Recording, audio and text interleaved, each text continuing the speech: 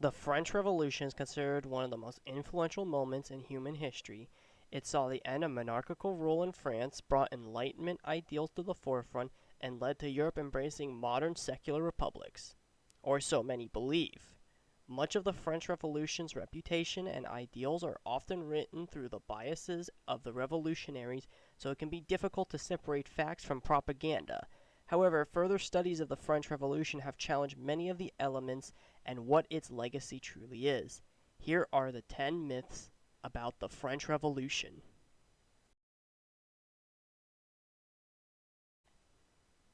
For an honorable mention, it is about the thumbnail. This painting, titled Liberty Leading the People, was painted by Eugene Delacroix in 1830, and it depicts the physical embodiment of liberty, Marianne, triumphantly leading a crowd of people while holding the tricolor and a musket. This image is often used in pop culture to represent the French Revolution of 1789, but it is not. It actually represents a much later revolution, and the confusion over this painting representing the French monarchy's downfall is even more ironic, as I will explain later. The French Revolution is typically portrayed as an ideological divide between the traditional absolute power of the Ancien regime and the push for a democratic republic, but this is simply not true. A brief history on the power of France. For the majority of French history, the power truly resided in the nobility and clergy, with the king not having a great amount of influence. But after the death of the Valois line, the successive Bourbon line began centralizing power, the most famous being Louis XIV. The way he centralized his power to become an absolute monarch was by moving the capital to the isolated palace of Versailles to make the nobility completely reliant on the king to stay in his circle of influence. The nobility and clergy also controlled the means of agricultural production, local authority, and military, which is why Louis XIV gave them tax exemptions so that he would maintain their loyalty and cooperation. So despite being an absolute ruler, the kings of France still very much needed the support of the first and second estates. Louis XV's chancellor, Manoupeau, attempted to completely cut off the need of the nobility by abolishing the parlements, which were typically controlled by nobles and lords, but ended up being a complete disaster. Louis XVI, witnessing firsthand the problems his grandfather went through under the Ancien regime, he believed the solution was to limit his power, which included restoring the parlements, which ironically would lead to his own downfall due to their reluctance to agree to his reforms. Similar to the myth about the king wanting to retain an absolute monarchy, the early revolutionaries did not seek to destroy the monarchy, but instead to turn it into a constitutional one similar to that of Great Britain. Many revolutionary leaders such as the Comte de Mirabeau and Antoine Bonave supported Louis XVI becoming a constitutional monarch. Even Lafayette, who was a firm Republican, supported France becoming a constitutional monarchy due to his close ties with Louis XVI. Louis XVI did sign the Declaration of the Rights of Men in 1789, making him a constitutional monarch before his failed escape to Austria. After Louis XV's death, there was much debate over what type of republic France should become.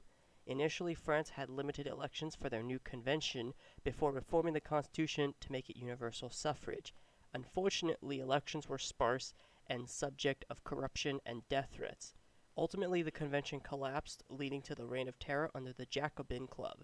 After the downfall of Robespierre and the Jacobins, the Directory was formed, turning it into an oligarchical democracy. France would fail to achieve anything similar to a democracy until the establishment of the Second Republic in 1848. The typical characterization of Louis XVI is that of an aloof, dull, apathetic, and ignorant man, and his wife being most famous for her lavish spending, extravagant fashion, constant partying, promiscuity, and being out of touch with the poverty of France, with her character being summarized by the famous quote, "Let them eat cake," in response to the bread shortages.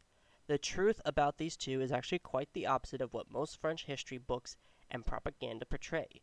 Louis XVI himself was neither dull nor ignorant. Ever since he ascended the throne, he knew very well about the financial crisis France was in.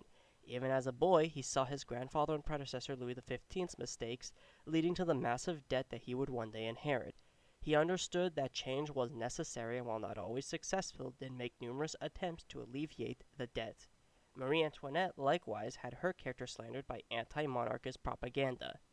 The queen was very caring about the French people and like her husband did as much as she could to help the poor. Marie took to adopting several peasant children, even freeing a young black child from Senegal and adopting him as her own, and allowed her children to play with the peasantry near Versailles. She also donated millions of livres to the poor and insisted all leftovers be given to the hungry instead of being wasted. On top of that, she cut down on the expenditures at Versailles. Because of her religious upbringing from the famous Austrian monarch Maria Theresa, she was very religious and thus would only associate with nobles based on their piety and good character rather than their social status, which made her very unpopular with the aristocracy who were often turned away due to her not liking their depravities. These two were truly the exact opposite of what anti-monarchist propaganda portrayed to further their own political agendas. Another myth was that Louis XVI opposed or refused any substantial reforms that would alleviate the tax burden of the poor. Throughout Louis's reign, he did as much as he could to reform the country because he himself was an avid believer in the Enlightenment. Due to having initially been the third in line behind his father and older brother, Louis XVI was educated on numerous philosophical and ethical issues, leading him to grow up becoming much more liberal and sympathetic to the poor and common people of France. In fact, it became a problem that Louis XVI wanted to be loved by the people while not stepping on the toes of the nobility or directly wanting to increase his own power to avoid looking tyrannical. Despite being an absolute monarch, he really did not have the power to enact any real change without the approval of the nobility or clergy. This made it increasingly difficult for Louis and his various financial advisors to pass any successful tax reform, as they would either be blocked by the parliaments or simply ignored. But even with his failures, Louis XVI had several successful reforms passed, such as abolishing torture, restoring the local parliaments, ending the state monopoly on grain production, and reforming the courts to be much more just. His biggest accomplishment was the Edict of Versailles, which restored the Edict of Nantes, giving rights and protection to the Protestants and Jews for the first time in over 100 years since it was revoked. In the end, while Louis XVI was a failed monarch, it certainly was not due to his resistance to change or lack of effort. On July 24th, 1789, Louis XVI called upon the Estates General at the request of his ministers after they were denied numerous attempts to reform the tax system by the parliaments. The Estates General was last called over 100 years ago and was divided amongst the three estates, the clergy, the nobility, and the peasantry, and would all share one equal vote. The narrative of the proceeding usually goes that the third estate was consistently blocked from the other two estates, not willing to address the concerns of the people. However, the event in real life was much more complex. The third estate representatives were in fact not the common people, but had members of the upper class and even the nobility and clergy representing them. Two of the most famous representatives of the third estate were the Comte de Mirabeau and Abbé Serres, who were a noble and clergyman respectively. The biggest reason why the Estates General ultimately failed was the representatives of the third estate did not actually represent what the people's desires for reform were, and their stubbornness to compromise led to the first and second estates to ban the third estates from the assembly, and eventually led to the dissolution of the Estates General. Following this, the representatives made the famous tennis court oath and created a new constitution which Louis XVI was forced to sign, leading to a mass uprising from the rural French communities.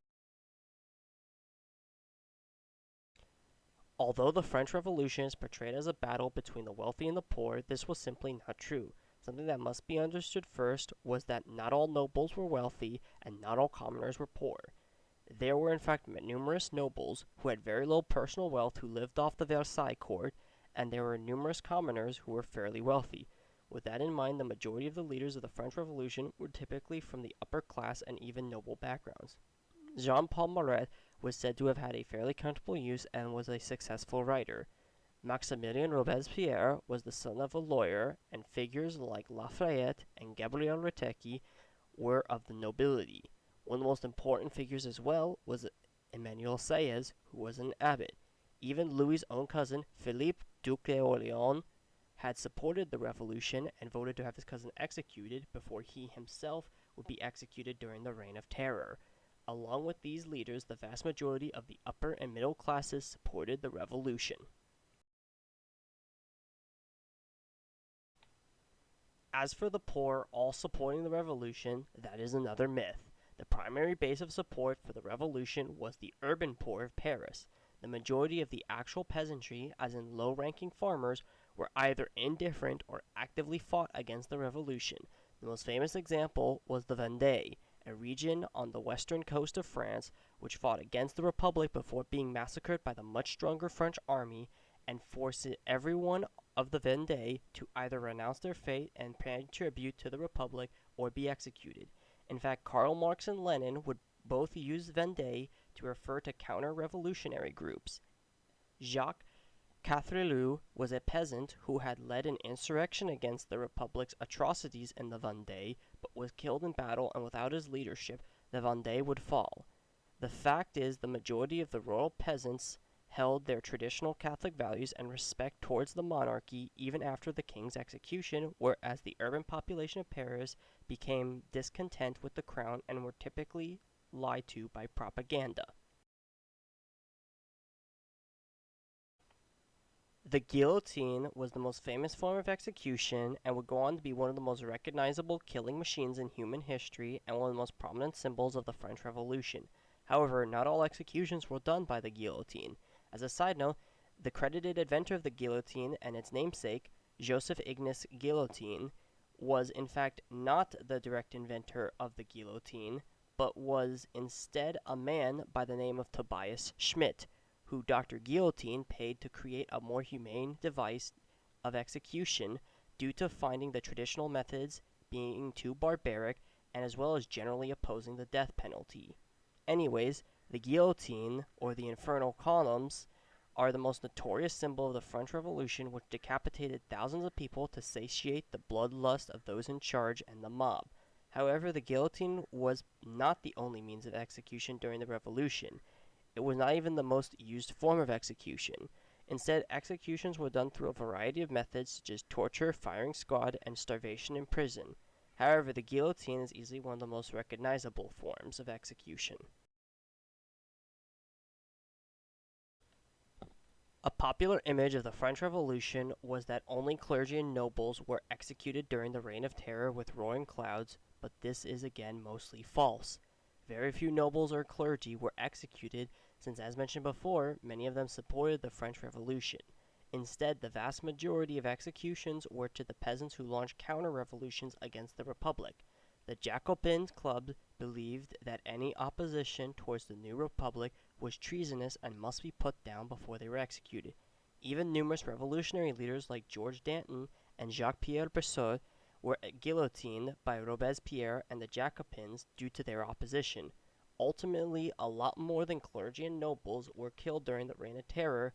That included supporters and prominent figures of the revolution who were deemed too moderate by the new powers that be. And the final myth of the French Revolution is that it ended monarchy in France. For as long as everyone can remember, France has been a bastion for Republican idealism even among turbulent times, and the French Revolution is typically viewed as the source of this. However, the French Revolution of 1789 in many ways failed at creating a long-lasting republic. As mentioned before, the intent of most revolutionaries was not to abolish the monarchy, but even those who wanted a republic still failed. Obviously, there was Napoleon Bonaparte, who crowned himself as Napoleon I, Emperor of the French, but after his fall in Russia, France would not become a republic, but instead would restore the Bourbon dynasty. Louis XVI's younger brother, Louis Stanislaus Xavier de Bourbon, would be crowned as Louis XVIII, skipping 17 to recognize his nephew and the Dauphin who had died in prison during the Revolution. On July 25, 1814, and excluding Napoleon's 100-day restoration, would reign for 10 years, typically taking a more moderate position to compromise with former revolutionaries. After his death and with no children, the crown would pass to the youngest Bourbon brother, Charles Philippe, Count of Artois, making it the first time since the last three Valois kings to have three brothers reign. Taking the name Charles X, he took a much more conservative position than his brothers, believing the king should have divine authority, reinstated the royal touch, and disputed with liberal opposition, who sought to restrict his power. Due to his decision to disband the Chamber of Deputies, limit franchise, and reimpose press censorship, another revolution would occur that would inspire the famous painting I mentioned earlier. However, this would not bring the end of monarchy, but rather a change of one. Known as the July Revolution and spanning just 3 days over July 26th to July 29th in 1830, the cousin of the king, Louis Philippe, Duc d'Orléans, would seize the throne and become a popular monarch due to his family having been supporters of the French Revolution. Louis Philippe I was the opposite of Charles X and supported the revolutionary ideology in freedom and civil authority, creating a new constitution based on the people rather than God, and reinstated the tricolor after being revoked by the Bourbons. Louis Philippe would reign for 18 years before another economic crisis hit France, leading to more riots. Louis Philippe believed that if the people did not support him, he had no right to be king, and thus abdicated the throne and went into exile to England. After Louis Philippe, and with the Bourbons still in exile, the Second Republic would be established for the first time in France in 44 years, but would be short-lived as the newly elected president, Prince Louis Charles Napoleon Bonaparte, the nephew of the famed emperor, would form a coup and declare himself as Emperor of the French after the parliament refused to abolish the one-term limit policy. Crowning himself Napoleon III in recognition of his uncle and uncrowned cousin, Napoleon III would reign over France for 18 years, which was 8 years longer than Napoleon I's reign, and would oversee the rapid and cultural redevelopment of Paris as a hub for culture and business. Although he became popular with the people and greatly developed Paris, Napoleon III's legacy would be defined by his failed attempt at expanding France's influence into Mexico under the guise of a Habsburg Empire, and his disastrous war with Prussia, which the end result would unify Germany, see France lose Alsace-Lorraine, and see him go into exile, after which the provisional government came up with a new form of government. That's right, another constitutional monarchy. The French government offered the grandson of Charles X, Henri, Count of Chambord, the crown of France, but he refused to do it because the people of France did not want to revoke the tricolor banner that was used to execute and depose his great-uncle and grandfather. After that, the Third Republic of France was established, and despite creating 2 republics later, France would finally and permanently put away monarchy for good, a full 78 years after the execution of Louis XVI, with more than half that time France being a monarchy. I hope you all enjoyed this video and learned something new. If you did, leave a like, comment, share, and subscribe for more videos like this. As a final question, do you believe the French Revolution had an overall positive effect on the world? Leave an answer down below, and please start having a civil discussion about it. Thank you.